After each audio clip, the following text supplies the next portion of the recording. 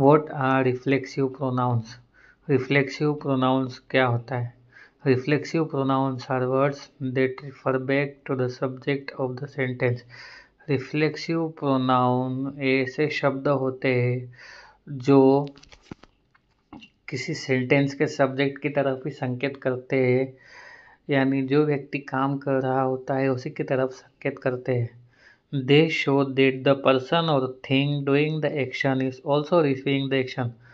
वे बताते हैं कि कोई व्यक्ति या वस्तु यदि किसी काम को कर रहा है, किसी एक्शन को कर रहा है, तो वह एक्शन को रिसीव भी कर रहा है। मतलब वह कोई काम को कर रहा है तो वो स्वयं के लिए कर रहा है।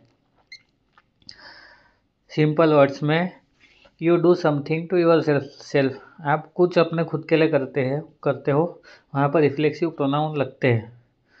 अब सिंगुलर रिफ्लेक्सिव प्रोनाउन और प्लूरल रिफ्लेक्सिव प्रोनाउन यहाँ पर दिए हुए। तो सिंगुलर माई सेल्फ जो है उसके लिए प्लूरल में आवर सेल्स होगा।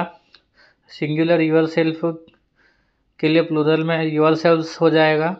सिंगुलर हिम सेल्फ के लिए प्लूरल में देम सेल्स हो जाएगा।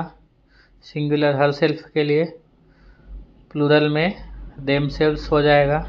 और इट सेल्फ सिंगुलर है तो उसका प्लूरल नहीं बनेगा। How to recognise reflexive pronouns. Reflexive pronouns को कैसे पहचाने? Reflexive pronouns always end in self for one person or thing, or selves for more than one person or thing. देखिए,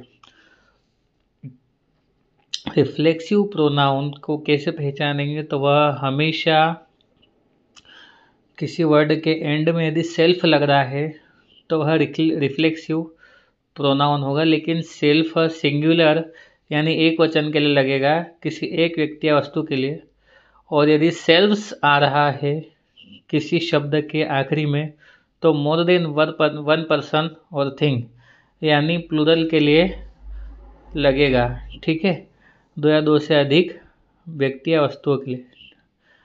examples दिए हुए, myself, yourself, himself, herself, itself, ourself, yourself, themself. Examples and explanation. यहाँ पे examples दिए हुए नीचे, आप video को पॉज करके देख सकते हैं। The cat cleaned itself. Cat ने खुद की सफाई की, तो the cat did the cleaning and it was cleaned too. ठीक है, तो कैट ने सफाई की और वह खुद भी साफ हो गई, यानी उसने सफाई की तो साथ में उसकी खुद की भी सफाई हो गई। To emphasise the subject for emphasis. यहाँ पर किसी चीज़ पर जोर देने के लिए भी इस रिफ्लेक्सिव प्रोनाउन का उपयोग किया जाता है। I baked this cake myself. यह केक मैंने खुद से बनाया है। अब देखो, माई सेल्फ है, अब ब्रैकेट में दिया हुआ I want to show that I did it, not someone else. यहाँ पर मैं बताना चाहता हूँ कि यह काम केक बनाने का मैंने ही किया है, किसी और ने नहीं किया है। The president himself attended the meeting. President ने खुद ही मीटिंग अटेंड करी। Emphasis that it was the president not someone else. ठीक है, तो यह प्रेसिडेंट ही था, कोई और नहीं था जिसने मीटिंग अटेंड करी। अब किसी ग्रुप के लिए यदि पर्सनल प्रोनाउन का उपयोग होता है, रिफ्लेक्सिव प्रोनाउन का उपयोग होता है, तो कोई यदि ग्रुप एक्शन करता है तो उसका रिटर्न भी वो ग्रुप ही रिसीव करता है। जैसे they introduced themselves to the new teacher. उन्होंने खुद को नए टीचर को इंट्रोड्यूस करवाया। They did the introduction and they received it too. ठीक है, तो उन्होंने इंट्रोडक्शन दिया, उन्होंने परिचय दिया और उन्होंने परिचय प्राप्त भी किया, उसका रिटर्न भी उनको मिल रहा है। कॉमन मिस्टेक क्या कर देते हैं हम यहाँ पे, पहला रॉन्ग वाला सेंटेंस दिया, ही blamed him for the mistake, और राइट होगा ही blamed himself for the mistake. Him नहीं लगाना है, वहाँ पर हिमसेल्फ लगेगा। क्विक टिप्स दी हुई है। यूज रिफ्लेक्सिव प्रोनाउंस व्हेन, कब रिफ्लेक्सिव प्रोनाउंस का उपयोग किया जाता है? The subject and the object are the same, जब सब्जेक्ट और ऑब्जेक्ट सेम हो। दूसरा, you want to emphasise the doer of the action, यदि आपको किसी कार्य के कर्ता के ऊपर जोर देना है तो भी आप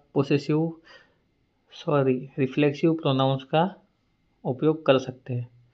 डोंट यूज देम, हमें कब यूज़ नहीं करना चाहिए? Just after normal verbs when not needed, normal verbs के बाद हमें इसका यूज़ नहीं करना चाहिए जब ज़रूरत नहीं हो। एग्जाम्पल दिया हुआ है, माई mother loves her self very much, मेरी मदर अपने आप को बहुत ज़्यादा लव करती है। साउंड स्ट्रेंज अनलेस एम्फेसाइजिंग, यदि हम इस बात पर जोर नहीं दे रहे तो स्ट्रेंज साउंड करता है। सही क्या होगा? My mothers love me very much, my mother loves me very much, मतलब मेरी मदर मुझे बहुत ज़्यादा प्यार करती है, क्योंकि मैं अपनी माँ के बारे में बता रहा हूँ इसलिए वो मुझे प्यार करेगी। समरी देखिए, इसके यूज, एग्जाम्पल और मीनिंग दिया हुआ है। Subject and object are same, यदि सब्जेक्ट और ऑब्जेक्ट सेम हो तो कैसे यूज़, क्या इसका यूज़ होगा? ठीक है, तो इसका यूज़ कब होगा? सब्जेक्ट और ऑब्जेक्ट सेम हो। तो एग्जाम्पल दिया हुआ है, she hurt herself, subject she है और ऑब्जेक्ट भी खुद शी, उसकी उसी लड़की के बारे में बात हो रही है, तो उस लड़की ने अपने आप को हर्ट कर लिया है ना। मीनिंग भी दिया हुआ, she did it to herself. अब एम्फेसिस यानी जोर देने के लिए, I cleaned the room myself, मैंने खुद से रूम को साफ किया। इसका मीनिंग है कि नो बडी हेल्प्ड मी, किसी ने मेरी मदद नहीं की। इन ग्रुप एक्शंस यूज़ होता है, तो वी एंजॉयड आवर सेल्व्स, है ना, हमने खुद से एंजॉय किया, तो इसका मीनिंग है वी हैड फन, हमने मस्ती की।